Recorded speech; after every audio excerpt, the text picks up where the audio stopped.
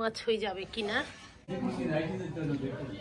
হে বৈশাখ এসো এসো, এসো হে বৈশাখ এসো এসো, তাপস নিঃশ্বাস বায়ে মুমুর সরে দাও উড়ায়ে।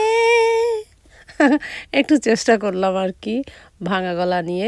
হ্যালো আসসালামু আলাইকুম, দেশে কিংবা বিদেশে যারা আমার ভিডিও দেখছেন, আজকে আমি সবাইকে জানাচ্ছি বাংলা নববর্ষের অনেক অনেক শুভেচ্ছা ও ভালোবাসা। শুভ নববর্ষ। আজকে আপনাদের জন্য শুরুতে আমি একটা কুইজ বলছি। আমরা তো বাংলা নববর্ষকে স্বাগত জানিয়েছি প্রায় এক সপ্তাহ হয়ে গেল। বলুন তো এটা বাংলা কত সাল? কমেন্ট বক্সে উত্তর জানাবেন। আপনারা হয়তো ভাবছেন এত শাড়ি গয়না বের করে শিউলি আপা কোথায় রওনা দিচ্ছে। রওনা তো দিচ্ছি, সেটা একটা কারণও আছে। আশা করি থাম্বনেইল দেখেই বুঝতে পেরেছেন।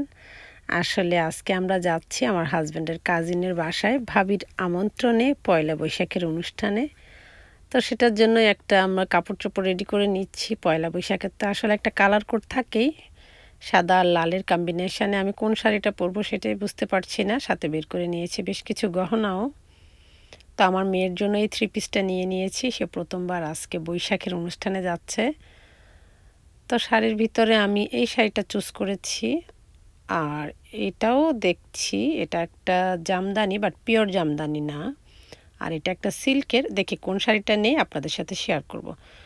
তো আমরা রেডি হয়ে রওনা দিয়ে দিলাম। আমাদের বাসা থেকে কপ কাউন্টিতে যেতে লাগবে প্রায় 1 আওয়ারের ড্রাইভ।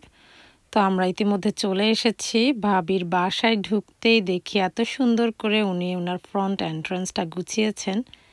খুবই ভাল লাগলো দেখতে। ভেতরে ঢুকে তো বিশ্বাস করেন এলাহির কাণ্ড, পুরাই মনে হয় যেন এক টুকরো বাংলাদেশ চলে এসেছে আমেরিকাতে। সব মাটির পাত্রে বাসন কোসনে ভাবি আমাদেরকে স্ন্যাক্স দিয়েছেন। আর এত ভাল লাগছিল সবাই অনেকদিন পরে একসাথে হওয়াতে।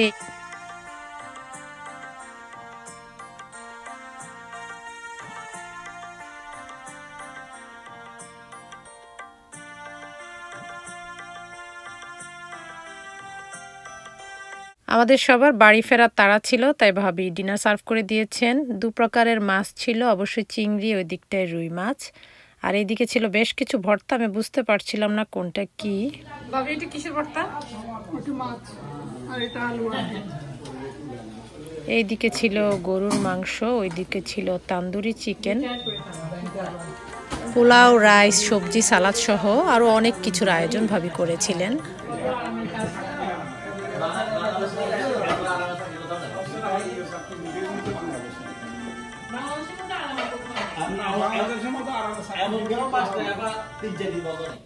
ভাইয়া ভাবি আমাদেরকে আজকে অনেক যত্ন আত্তি করেছেন। আসলে যত্ন আত্তি পেতে মাঝে মাঝে ভালোই লাগে। এখানে ভাবি করেছিলেন ডেজার্টে মিষ্টি সেমাই আর হাতে বানানো রসগোল্লা, অনেক ইয়ামি ছিল। তারপর খাওয়া শেষে আমরা ভাবির বাগান দেখতে বেরিয়ে গেছি। আজ এ পর্যন্ত। দেখা হবে আপনাদের সাথে নেক্সট ভিডিওতে অন্য কোনো বিষয়বস্তু নিয়ে। সবাই ভালো থাকবেন। আল্লাহ হাফেজ।